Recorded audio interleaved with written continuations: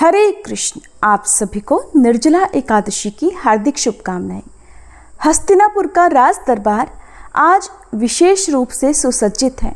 स्वर्ण सिंहासन, श्वेत चंवर, रत्न जटित दीपमालाओं की आभा से मंडप जगमगा रहा है। पांडवों के बीच बैठा है बल का प्रतीक भीमसेन, किंतु आज उनके मुख पर पराक्रम नहीं बल्कि गंभीर दुविधा की रेखाएं हैं। हर एकादशी पर माता कुंती, सहदेव, नकुल, अर्जुन और स्वयं युधिष्ठिर महाराज और द्रौपदी सभी व्रत रखते हैं संयम और श्रद्धा के साथ। लेकिन भीम जो अग्नि से उत्पन्न है, जिनकी अग्नि जैसी भूख है, वे हर बार मन मारकर उस पुण्य से वंचित रह जाते हैं। आज युधिष्ठिर महाराज नहीं बल्कि राजसभा में स्वयं भीमसेन श्री कृष्ण से पूछ रहे हैं, हे मधुसूदन, मुझे कोई ऐसा मार्ग बताइए कि मैं भी व्रत का पुण्य प्राप्त कर सकूं, किंतु अपने शरीर की भूख की मर्यादा में रहकर। क्या कोई ऐसी एकादशी है जो पूरे वर्ष के व्रतों का फल एक साथ दे दे? श्री कृष्ण मंद मुस्कान के साथ कहते हैं, हे भीम, एक ही एकादशी है, निर्जला एकादशी, जो कि पूरे वर्ष की एकादशियों के समान पुण्य देती है। ये व्रत तुम्हारे जैसे वीर के लिए ही है। तो आइए प्रिय श्रोताओं, इस दिव्य संवाद के साथ आरंभ करते हैं निर्जला एकादशी की पावन व्रत कथा, जिसमें छुपा है मोक्ष, पुण्य और भगवान विष्णु की असीम कृपा का रहस्य। पद्म पुराण में वर्णित निर्जला एकादशी व्रत कथा के अनुसार एक बार युधिष्ठिर महाराज ने भगवान श्री कृष्ण से कहा, जनार्दन, अपरा एकादशी का सारा महात्म्य मैंने सुन लिया। अब ज्येष्ठ के शुक्ल पक्ष में जो एकादशी आती हो उसका भी वर्णन कीजिए। भगवान श्री कृष्ण बोले, राजन, इसका वर्णन परम धर्मात्मा सत्यवती नंदन व्यास जी करेंगे, क्योंकि ये संपूर्ण शास्त्रों के तत्वज्ञ और वेद वेदांगों के पारंगत विद्वान हैं। तब वेद व्यास जी कहने लगे, दोनों ही पक्षों की एकादशियों को भोजन ना करें। द्वादशी को स्नान आदि से पवित्र होकर फूलों से भगवान केशव की पूजा करके नित्य कर्म समाप्त होने के पश्चात पहले ब्राह्मणों को भोजन देकर अंत में स्वयं भोजन करें। राजन, जनना शौच और मरना शौच में भी एकादशी को भोजन नहीं करना चाहिए। ये सुनकर भीमसेन बोले, परम बुद्धिमान पितामह, मेरी उत्तम बात सुनिए। राजा युधिष्ठिर, माता कुंती, द्रौपदी, अर्जुन, नकुल और सहदेव ये एकादशी को कभी भोजन नहीं करते और मुझसे भी हमेशा यही कहते हैं कि भीमसेन, तुम भी एकादशी को ना खाया करो, किंतु मैं इन लोगों से यही कह दिया करता हूँ कि मुझसे भूख नहीं सही जाएगी। तब भीमसेन की बात सुनकर व्यास जी ने कहा कि भीम, अगर तुम्हें स्वर्गलोक की प्राप्ति अभीष्ट है और तुम नरक को दूषित समझते हो तो दोनों पक्षों की एकादशी को भोजन कभी मत करना। तब भीमसेन फिर बोले, महाबुद्धिमान पितामह, मैं आपके सामने बिल्कुल सच्ची बात कह रहा हूँ। एक बार भोजन करके भी मुझसे व्रत नहीं किया जा सकता, फिर उपवास करके तो मैं भला रह ही कैसे सकता हूँ। मेरे पेट में व्रत नामक अग्नि सदा प्रज्वलित रहती है, इसलिए जब मैं बहुत अधिक खाता हूँ तभी यह अग्नि शांत होती है। इसलिए महामुने, मैं वर्ष भर में केवल एक बार ही उपवास कर सकता हूँ, जिससे स्वर्ग की प्राप्ति हो जाए और जिसके करने से मैं कल्याण का भागी हो सकूं। मुनिवर, ऐसा कोई एक व्रत निश्चय करके बताइए, मैं उसका यथोचित रूप से पालन करूंगा। तब व्यास जी ने कहा, भीम, ज्येष्ठ मास में सूर्य वृष राशि पर हो या मिथुन राशि पर, शुक्ल पक्ष में जो एकादशी हो उसका यत्न पूर्वक निर्जल व्रत करो। केवल कुल्ला या आचमन करने के लिए मुख में जल डाल सकते हो, उसको छोड़कर और किसी प्रकार का जल विद्वान पुरुष को मुख में नहीं डालना चाहिए, नहीं तो व्रत भंग हो जाता है। एकादशी को सूर्योदय से लेकर दूसरे दिन के सूर्योदय तक मनुष्य जल का त्याग करे तो ये व्रत पूर्ण होता है। इसके बाद द्वादशी को निर्मल प्रभात काल में स्नान करके ब्राह्मणों को विधि पूर्वक जल और स्वर्ण का दान करें। इस प्रकार सब कार्य पूरा करके जितेंद्रिय पुरुष ब्राह्मणों के साथ भोजन करें। वर्ष भर में जितनी एकादशियां होती हैं उन सब का फल निर्जला एकादशी के सेवन से मनुष्य प्राप्त कर लेता है और इसमें बिल्कुल भी संदेह नहीं। शंख चक्र और गदा धारण करने वाले भगवान केशव ने मुझसे कहा था कि यदि मनुष्य सबको छोड़कर एकमात्र मेरी शरण में आ जाए और एकादशी को निराहार रहे तो वह सब पापों से छूट जाता है। एकादशी व्रत करने वाले पुरुष के पास विशालकाय विकराल आकृति और काले रंग वाले दंड पाशधारी भयंकर यमदूत नहीं जाते। अंतकाल में पीतांबरधारी सौम्य स्वभाव वाले, हाथ में सुदर्शन धारण करने वाले और मन के समान वेगशाली विष्णुदूत आकर इस वैष्णव पुरुष को भगवान विष्णु के धाम में ले जाते हैं। भीम, अतः निर्जला एकादशी को पूर्ण यत्न करके उपवास करना चाहिए। तुम भी सब पापों की शांति के लिए यत्न पूर्वक उपवास और श्रीहरि का पूजन करो। स्त्री हो या पुरुष, यदि उसने मेरु पर्वत के बराबर भी महान पाप किए हों तो वह सब एकादशी के प्रभाव से भस्म हो जाते हैं। जो मनुष्य उस दिन जल के नियम का पालन करता है वह पुण्य का भागी होता है। उसे एक एक पहर में कोटि कोटि स्वर्ण मुद्रा दान करने का फल प्राप्त होता सुना गया है। मनुष्य निर्जला एकादशी के दिन स्नान, दान, जप, होम आदि जो कुछ भी करता है वह सब अक्षय होता है। ये भगवान श्री कृष्ण का कथन है। निर्जला एकादशी को विधि पूर्वक उत्तम रीति से उपवास करके मनुष्य वैष्णव पद को प्राप्त कर लेता है। एकादश्याम दिने यो अन्नम भुक्ते पापम भुनक्ति सह इहलोके च चांडालो मृतः प्राप्नोति दुर्गतिम। अर्थात जो मनुष्य एकादशी के दिन अन्न खाता है वह पाप भोजन करता है। इस लोक में वह चांडाल के समान है और मरने पर दुर्गति को प्राप्त होता है। जो ज्येष्ठ के शुक्ल पक्ष में एकादशी को उपवास करके दान देंगे वे परम पद को प्राप्त होंगे। जिन्होंने एकादशी को उपवास किया है वे ब्रह्म हत्यारे, शराबी, चोर या फिर गुरुद्रोही होने पर भी सभी पापों से मुक्त हो जाते हैं। कुंती नंदन, निर्जला एकादशी के दिन श्रद्धालु स्त्री पुरुषों के लिए जो विशेष दान और कर्तव्य बताए गए हैं उन्हें भी सुनो। उस दिन जल में शयन करने वाले भगवान विष्णु का पूजन और जलमयी धेनु का दान करना चाहिए, अथवा प्रत्यक्ष धेनु या घृतमयी धेनु का दान उचित है। पर्याप्त दक्षिणा और भांति भांति के मिष्ठान्नों द्वारा यत्नपूर्वक ब्राह्मणों को संतुष्ट करना चाहिए। ऐसा करने से ब्राह्मण अवश्य संतुष्ट होते हैं और उनके संतुष्ट होने पर श्री हरि मोक्ष प्रदान करते हैं।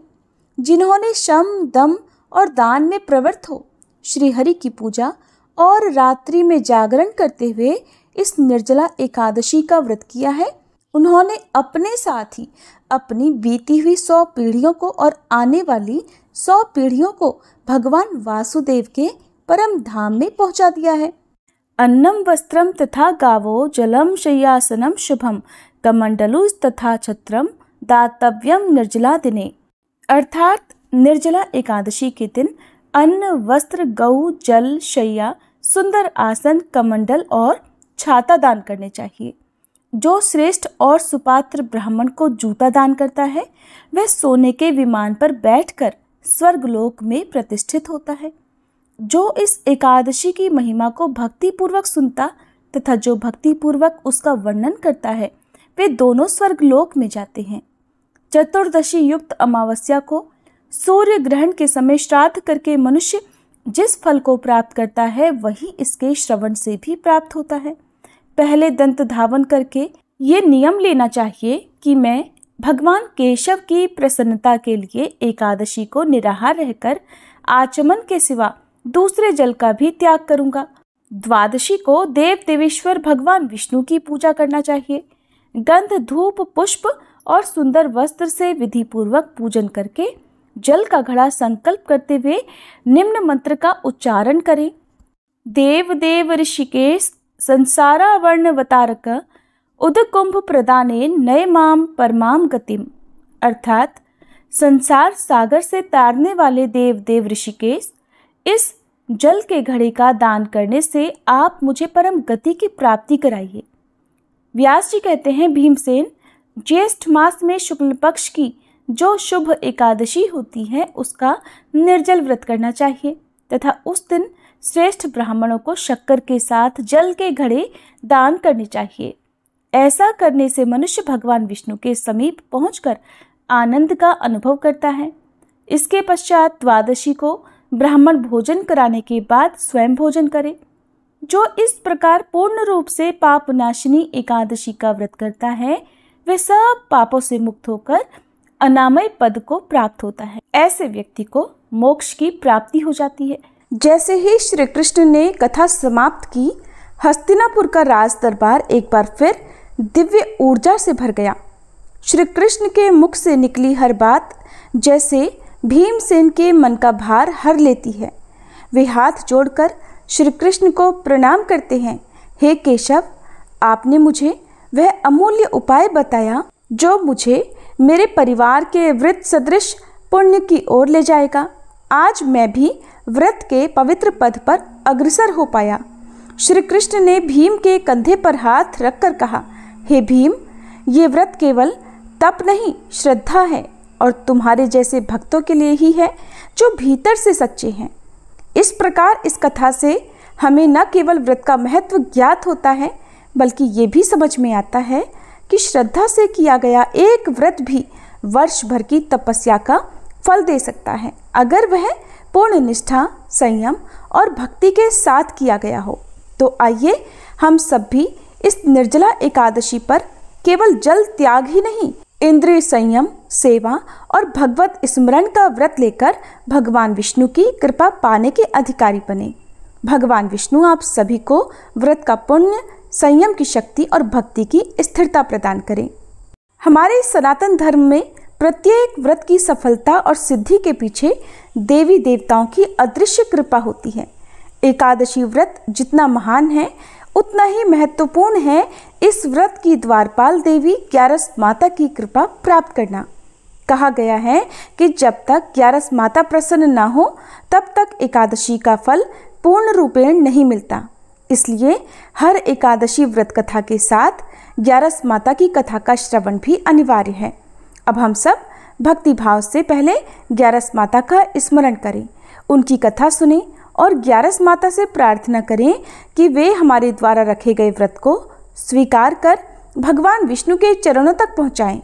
आइए इस मंगल भावना के साथ ग्यारस माता की पुण्य कथा का आरंभ करें। एक बार देवर्षि नारद जी वैकुंठ लोक को गए। वहां उन्होंने भगवान श्री लक्ष्मी नारायण जी को प्रणाम किया।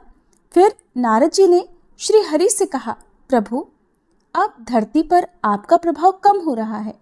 धर्म पर चलने वालों को कोई अच्छा फल नहीं मिल रहा। जो पाप कर रहे हैं उनका भला हो रहा है। तब श्री हरि कहने लगे, ऐसा नहीं है देवर्षि, जो भी हो रहा है सब नियति के कारण हो रहा है।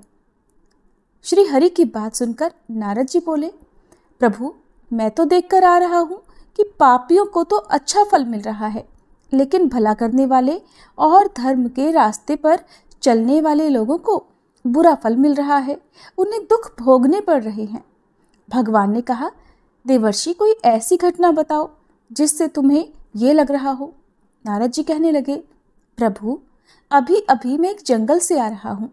वहाँ पर एक गाय दलदल में फंसी हुई थी। कोई भी उसे बचाने वाला नहीं था। थोड़ी ही देर के बाद मैंने देखा कि एक चोर उधर से गुजरा। दलदल में फंसी हुई गाय को देखकर वो रुका तक नहीं, बल्कि उस गाय पर पैर रखकर वह दलदल से भरा हुआ गड्ढा लांघकर आगे निकल गया। आगे गया तो उस चोर को सोने की मोहरों से भरी एक थैली मिली। थोड़ी ही देर बाद वहां पर एक साधु महाराज आए। उन्होंने उस गाय को दलदल में फंसा देखा तो गाय को बाहर निकालने की पूरी कोशिश की और पूरी ताकत लगाकर आखिरकार उस गाय को निकाल लिया। गाय को बाहर निकालने के प्रयास में वह साधु महाराज खुद दलदल से लथपथ हो गए थे। जब वह साधु महाराज आगे बढ़े तो एक गड्ढे में गिर गए और उन्हें चोट लग गई। प्रभु, अब आप ही बताइए, ये कौन सा न्याय है? नारद जी की पूरी बात सुन लेने के बाद श्री हरि बोले, देवर्षि, ये सही ही हुआ। जो चोर गाय पर पैर रखकर भाग गया था उसकी किस्मत में तो एक खजाना था, लेकिन उसके इस पाप के कारण उसे केवल कुछ मोहरें ही मिल पाईं। वहीं उन साधु महाराज को गड्ढे में इसलिए गिरना पड़ा क्योंकि उनके भाग्य में उस समय मृत्यु लिखी हुई थी। लेकिन एक गाय को बचाने के कारण, दलदल से बाहर निकालने के कारण उनके पुण्य बहुत अधिक बढ़ गए और उनकी मृत्यु बस एक छोटी सी चोट में बदल गई। इंसान के कर्म से ही उसका भाग तय होता है देवर्षि, इसलिए अच्छे कर्म करना कभी भी नहीं छोड़ना चाहिए। श्री हरि की बात सुनकर देवर्षि नारद मुस्कुराते हुए और प्रभु को प्रणाम करते हुए नारायण नारायण कहकर प्रभु की रचाई हुई सृष्टि की अन्य लीलाएं देखने के लिए चल पड़े। प्रेम से बोलिए श्री लक्ष्मी नारायण भगवान की जय। अब सुनिए एकादशी माता की कथा।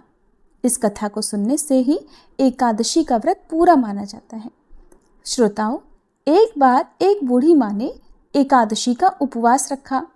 बड़े ही भक्ति भाव से वह एकादशी की पूजा किया करती थी। वे बूढ़ी हो चुकी थी। उन्हें वृद्धावस्था में कोई भी ऐसी वस्तु नहीं चाहिए थी जो वे एकादशी का उपवास रखती, क्योंकि एकादशी का उपवास रखने से तो श्री हरि की कृपा से सब कुछ मिल जाता है। वो बूढ़ी माँ तो अपने बच्चों के लिए, अपने परिवार की सुख सुविधा के लिए इतना कठिन व्रत रखती थी।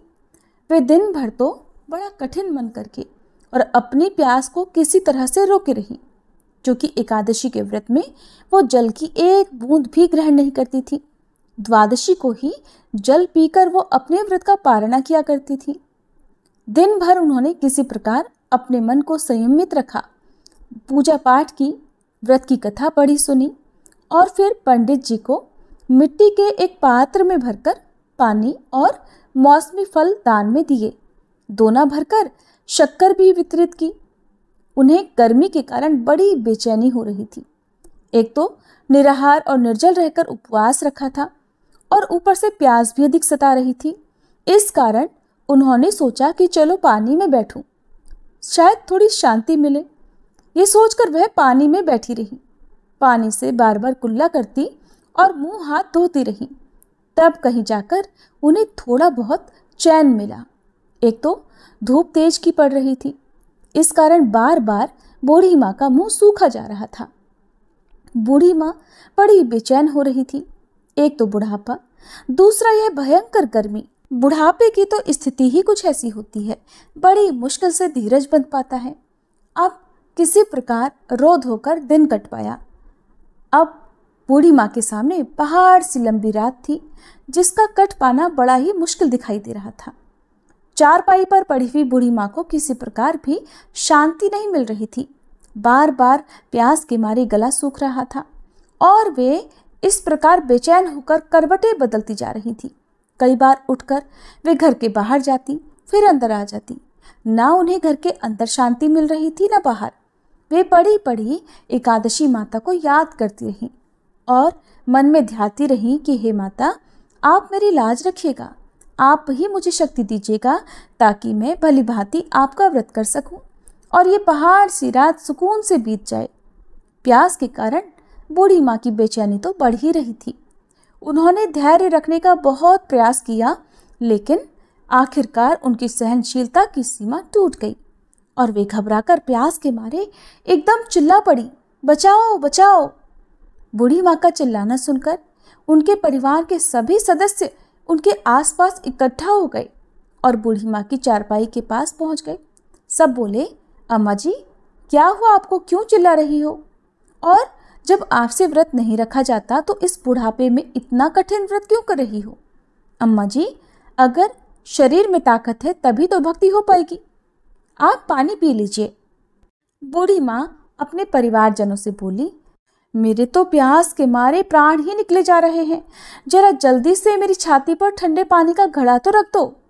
नातियों ने दौड़कर दादी की छाती पर ठंडे पानी का बर्तन रख दिया। तब कहीं जाकर उन्हें थोड़ा बहुत सुकून मिला और जब सुकून मिला तो थोड़ी देर के लिए उन्होंने अपनी आंखें बंद कर ली। इधर एकादशी माता सोचने लगी, ये है तो बूढ़ी माँ, लेकिन बड़े नियम से मेरा व्रत रखती हैं, चलकर इनकी परीक्षा लेनी चाहिए। ऐसा विचार कर एकादशी माता आधी रात को मुर्गा बनकर कुकड़ू कू करने लगी। मुर्गे की टेर सुनकर बूढ़ी माँ जल्दी से उठी और बाहर जाकर आसमान की ओर निहारा, लेकिन आसमान में तो कहीं भी उन्हें सुबह का तारा दिखाई ही नहीं दिया। अब वे सोचने लगी कि फिर ये मुर्गा भला क्यों और कैसे बोल गया। एक तो उन्हें प्यास लग रही थी, अब थोड़ा बहुत उनका मन भी बेचैन होने लगा। आखिरकार उन्होंने ये दृढ़ निश्चय किया कि अब तो मैं इस व्रत को पूरा करके ही छोड़ूंगी, फिर चाहे व्रत पूरा होने तक मेरे प्राण ही क्यों ना निकल जाएं। मन में ऐसा पक्का निश्चय कर वह वापस चारपाई पर आकर लेट गई। थोड़ी ही देर के बाद एकादशी माता ने उनकी फिर से परीक्षा लेनी चाहिए, तो वह एक छोटी सी कन्या का रूप धरकर गिलास में मीठा पानी लेकर उनके सिरहाने खड़ी हो गई और जोर से बोली, दादी जी, सवेरा हो गया है, आप हाथ मुंह धोकर शरबत पी लीजिए। पहले तो शरबत का भरा हुआ गिलास देखकर बूढ़ी माँ का मन ललचाने लगा। प्यास के मारे गला जो सूख रहा था, किंतु अचानक उन्हें याद आया कि उनका तो एकादशी का उपवास है। फिर उन्होंने सोचा कि अभी तो वे किसी भी तरह से ये शरबत नहीं पी सकती, और फिर वे चुपचाप वापस अपनी चारपाई पर लेट गईं। जैसे ही उनकी आंख लगी तभी उन्हें एहसास हुआ कि मानो किसी ने उन्हें पानी से भरे हुए कुएं में पटक दिया हो।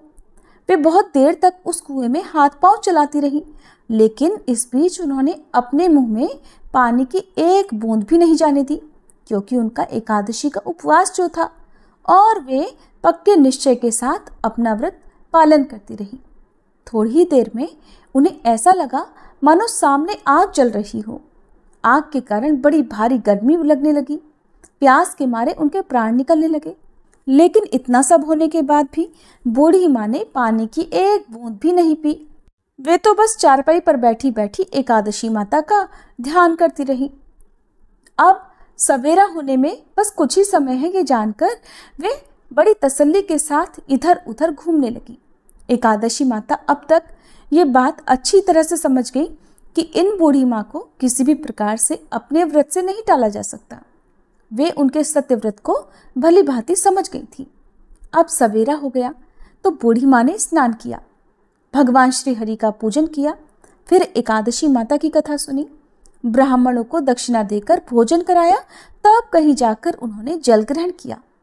कन्याओं को भोजन कराने के बाद बूढ़ी माँ ने फिर स्वयं भोजन किया, और उस श्रेष्ठ व्रत के प्रभाव से बूढ़ी अम्मा की आयु में वृद्धि हो गई, उनकी आयु बढ़ गई। उनका घर परिवार हरा भरा हो गया। अब उनके घर में किसी भी चीज का कोई अभाव नहीं रहा। उनका घर हर प्रकार के सुख साधनों से भर गया। नाती नातिन से उनका घर भर गया, और वे उसी दिन से 12 महीने की एकादशी का व्रत करने लगी। एकादशी माता के व्रत के पुण्य प्रताप से इस संसार में हर प्रकार के सुख भोग कर वह बूढ़ी माँ अंत में भगवान श्री हरि के धाम को चली गई। जैसे एकादशी माता ने उन बूढ़ी माँ को और उनके परिवार को हरा भरा किया, वैसे ही हे एकादशी माता, हम सभी की मनोकामनाएं पूर्ण कीजिएगा। प्रेम से बोलिए श्री लक्ष्मी नारायण भगवान की जय। हम सब मिलकर भगवान विष्णु और ग्यारस माता से क्षमा याचना करें। हे श्री हरि विष्णु, हे ग्यारस माता, अगर व्रत पालन में, कथा श्रवण में मुझसे जाने अनजाने कोई त्रुटि हुई हो, मन, वचन या कर्म से कोई भूल हुई हो, तो कृपा अपने करुणा सागर हृदय से उसे क्षमा करें।